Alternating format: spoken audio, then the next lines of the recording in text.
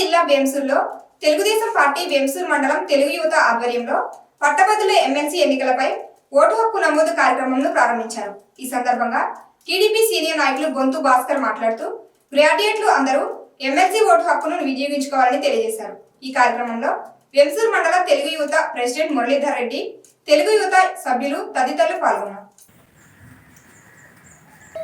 MLC ఎన్నికలను దృష్టిలో పెట్టుకొని పట్టభద్రులు గ్రాడ్యుయేట్లని వాళ్ళ ఓటు హక్కు నమోదు చేసుకోవాల్సిందిగా తెలుగుదేశం పార్టీ తరఫున గ్రాడ్యుయేట్లని పట్టభద్రులని కోరుతూ ఈ కార్యక్రమాన్ని చేపట్టడం జరిగింది.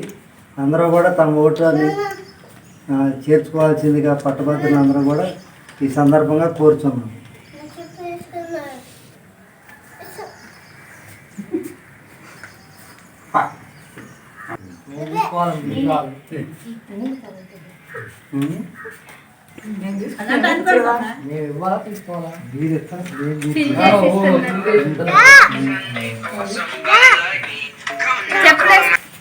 ఈ ఓట్లు చేరే దాంట్లో విధిగా డిగ్రీది దానికి సమానమైన సర్టిఫికెట్, ఓటర్ ఐడి కార్డు, 2 ఫోటోలు వాటిని